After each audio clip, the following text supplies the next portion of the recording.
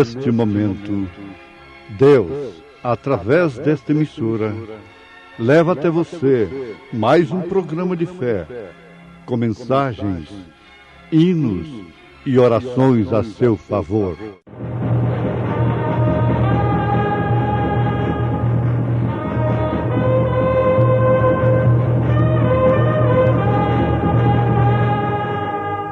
Fé para vencer.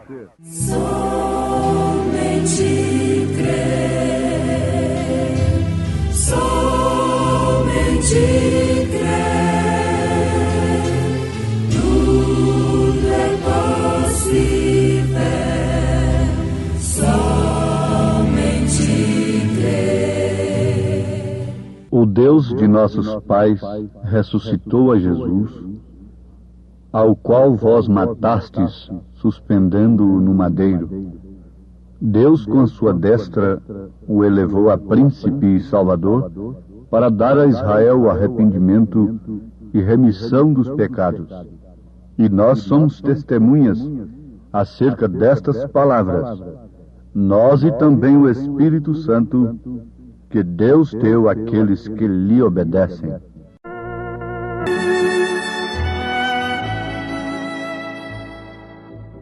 E sem dúvida alguma, grande é o mistério da piedade.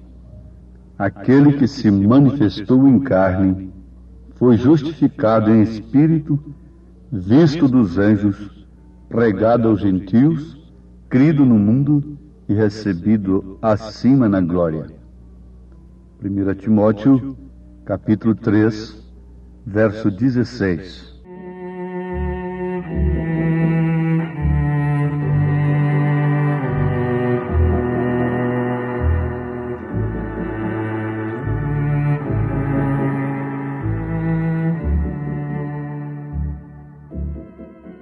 Temos aqui, ouvintes amados,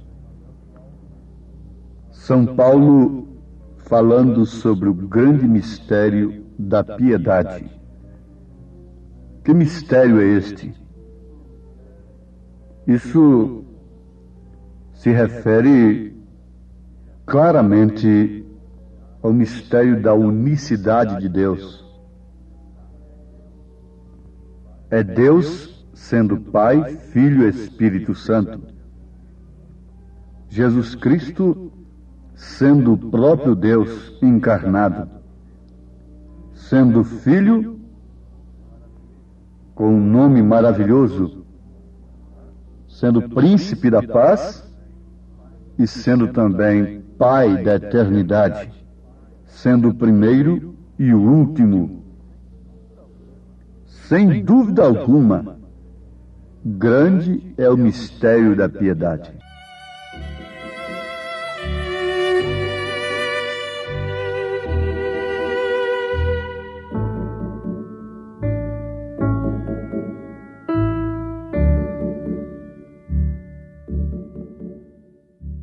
Vamos afirmar para os nossos ouvintes que se Deus não der uma revelação de si mesmo ao homem, o homem estará totalmente perdido no engano religioso. Jesus disse, se referindo à era em que estamos vivendo, que, se possível, enganaria até os escolhidos. Mas não é possível, graças ao Senhor. Por quê? O mistério, uma vez manifestado em Jesus Cristo, vem se cumprir agora em sua noiva.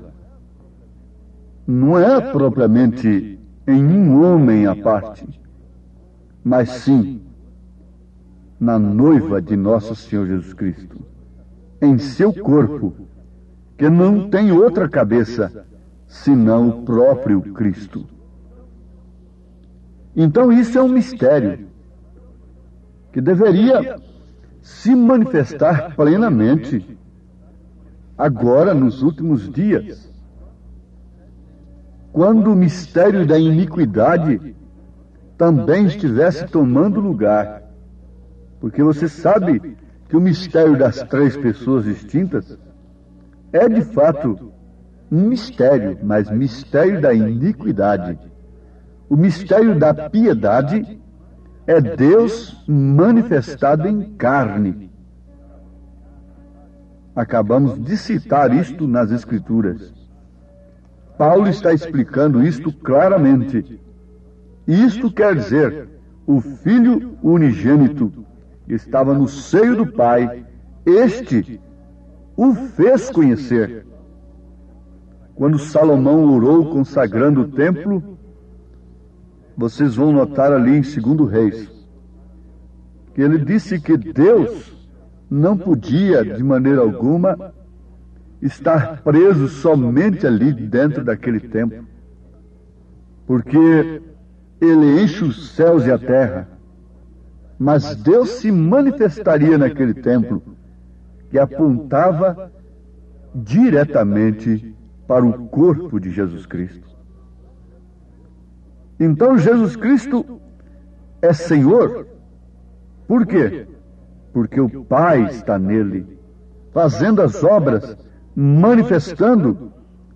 E isto é muito bom, isso é um passo necessário na vida cristã, você ter a revelação disto, para sair do mistério da iniquidade que está marcando os homens em suas testas, em suas mentes. Mas não é tudo. Esse mistério vem a se cumprir no corpo de Jesus, que é sua igreja eleita, sua noiva eleita. Vamos repetir o que vale a pena ser repetido. Não particularmente em um homem, mas sim em todo o corpo do Senhor, em todos os eleitos. Paulo, escrevendo sua segunda carta aos Coríntios, capítulo 4, ele diz, a partir do verso 10, trazendo sempre por toda parte a mortificação do Senhor Jesus no nosso corpo, para que a vida de Jesus se manifeste também em nossos corpos. E assim nós, que vivemos, estamos sempre entregues à morte por amor de Jesus, para que a vida de Jesus se manifeste também em nossa carne mortal. Amados, isto aqui vem trazer a igreja ao verdadeiro novo nascimento. O novo nascimento conduz a igreja àquela estatura do varão perfeito.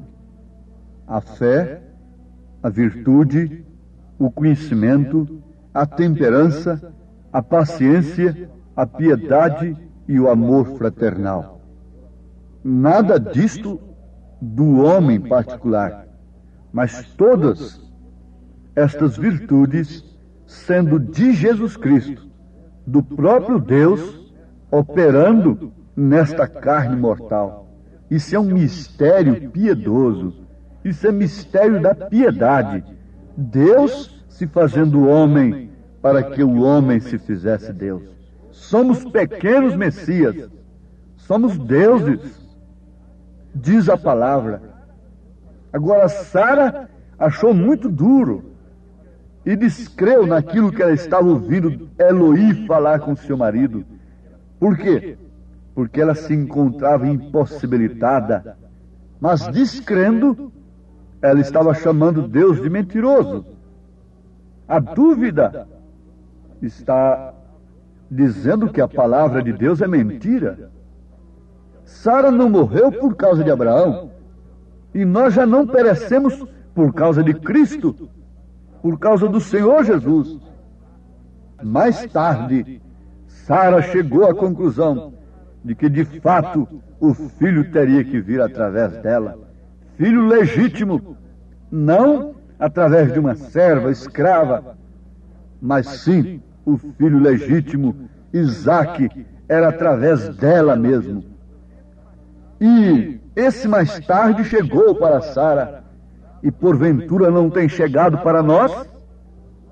Até quando vamos titubear e pormos a palavra de Deus em dúvida a nosso respeito e descrermos de suas promessas?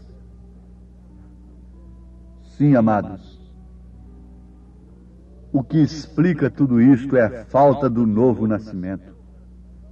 O novo nascimento nos dá um novo espírito, nos dá um espírito limpo, novo, verdadeiro, tranquilo, sério, cheio do gozo do Senhor. O novo nascimento, o batismo do Espírito Santo, nos leva a sermos verdadeiros cristãos.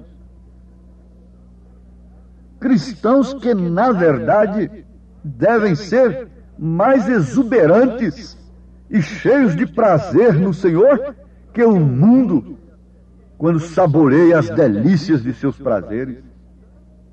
A cristã tem muito mais prazer de se vestir de acordo com a palavra de Deus do que aquela mulher mundana tem prazer de sair semivestida na rua. Sim, o cristão verdadeiro tem muito mais prazer nas coisas de Deus do que o homem mundano sem Deus tem prazer nas coisas do mundo. Você vê aquele jogador viciado, que dá tudo pelo jogo, que passa noites no jogo. Ele está imergido ali, deu toda a sua vida, todo o seu ser, arrisca tudo no jogo. Um cristão verdadeiro ainda é mais do que ele. Tem muito mais prazer em Cristo do que aquele jogador viciado tem no jogo. Um cristão verdadeiro tem muito mais prazer em Cristo, na sua palavra, do que o bêbado tem prazer no álcool. Um cristão verdadeiro tem muito mais prazer em Cristo e em sua palavra do que o fumante tem no fumo. E vocês podem perfeitamente ampliar este pensamento. Sabemos que tantos cristãos como os do mundo, tantas pessoas que têm o Espírito Santo, como as pessoas que não têm, são humanos. E por isso ambos têm emoções. Mas há uma diferença. A diferença é que o coração e as emoções do cristão estão inteiramente no Senhor da glória e seu amor, enquanto que o mundo satisfaz a carne do mundano. O Espírito Santo, a palavra de Deus, o gozo da glória de Deus satisfaz o cristão. Mas a quem é dado o Espírito Santo? Nós já temos aprendido o que é o Espírito Santo, para que foi dado o Espírito Santo e como receber o Espírito Santo. Mas agora nós perguntaríamos a quem é dado o Espírito Santo. Se você começar a analisar as Escrituras e a história, olhando por esse prisma, você vai constatar, você vai tirar uma conclusão da classe de gente que recebeu o Espírito Santo. Começa lá no tempo do dilúvio. Antes do dilúvio, quem é que tinha o Espírito Santo? Era Noé. E o que fazia Noé? Cria e obedecia a palavra de Deus. Você vem trazendo no Velho Testamento, vem vindo até o Novo Testamento, e depois você vai lá para o cenáculo em Jerusalém e veja quem foi que recebeu o Espírito Santo. Veja a classe de gente que recebeu. Em qual religião eles estavam, em qual denominação eles estavam quando foram cheios do Espírito Santo? É uma pergunta desafiadora. Eles estavam simplesmente na palavra do Senhor. Eles estavam simplesmente em obediência à palavra do Senhor Jesus Cristo. Ali não havia nenhum título de igreja naquele instante. Quando eles foram cheios do Espírito Santo, e veja que classe de gente, veja a classe de fé daquelas pessoas, veja o batismo delas. Sim, você tem coragem de dizer que Pedro errou? em batizar o povo em nome do Senhor Jesus Cristo, que Paulo também errou, e quem acertou foi a igreja casada com o mundo, não é? Sim, tendo emoções com as coisas do mundo, tendo sensação com as coisas mundanas, esta é a que acertou, não é? Está aí até hoje batizando nos títulos, sem usar o nome do Pai, do Filho e do Espírito Santo. Como podemos ter prazer na palavra de Deus, no cumprimento das Escrituras, sem que aquele mesmo Espírito que estava em Pedro, dando aquela ordem, ele disse que a promessa era para aqueles e para todos quantos Deus chamasse. Nós estamos na mesma era que eles estavam, em um sentido, isto é, estamos sob o mesmo Deus. Jesus Cristo é o mesmo ontem, hoje, eternamente. Se naquele dia eles pensaram que os apóstolos estavam cheios de vinho, por causa do estímulo, por causa do prazer, por causa de suas emoções, do cumprimento do que o profeta houvera dito, o profeta Joel, eles pensaram e disseram: estão cheios de vinho, estão cheios de mosto, estão embriagados. Sim, eles estavam embriagados, eles estavam cheios de gozo, eles estavam cheios de prazer, embora sabendo que estava pela frente deles cadeias, martírios, morte cruéis, mas eles estavam rejubilantes, exuberantes, cheios de prazer no Senhor, cantando dentro das cadeias, glorificando ao Senhor. Oh, que contraste tremendo com o mundo religioso de hoje, que se garba ser apostólico, que se garba ser cristão, que se garba ter Pedro como base, como alicerce. Que contraste, que paradoxo. Pedro disse: arrependei-vos e cada um de vós seja batizado no nome de Jesus Cristo para perdão dos pecados, e recebereis o dom do Espírito Santo. Mas o que acontece nos religiosos? Eles seguem adiante.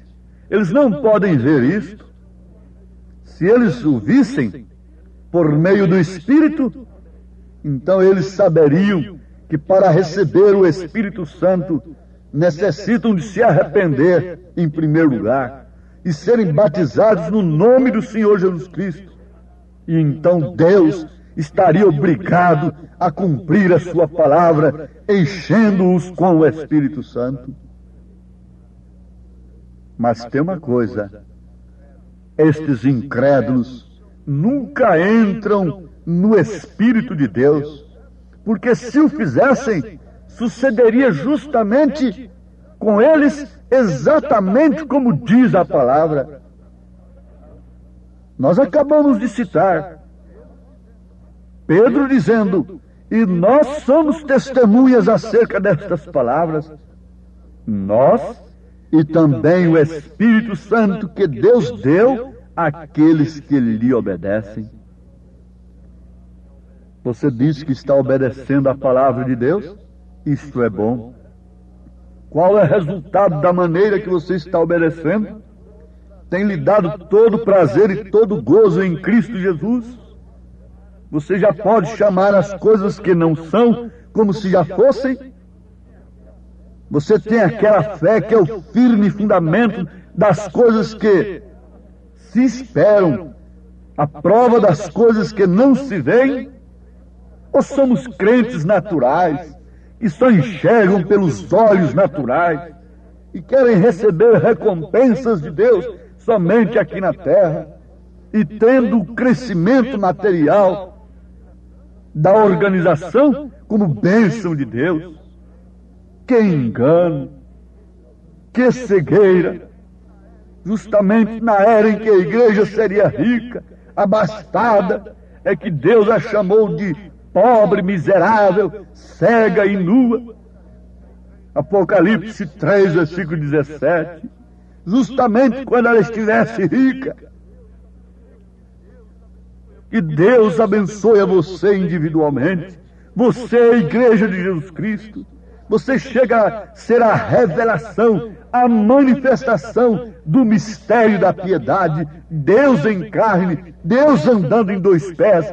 Esse é o mistério de Deus na sua igreja, não propriamente em um homem à parte, mas nos seus eleitos, em seus filhos, em todos quantos Deus chamou e deu-lhes o Espírito Santo.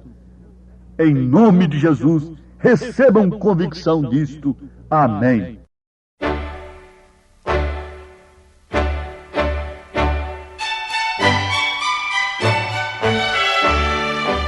Ouvintes, escreva-nos pela caixa postal de número 15.020, 15020, CEP 74.501-970, Goiânia, Goiás.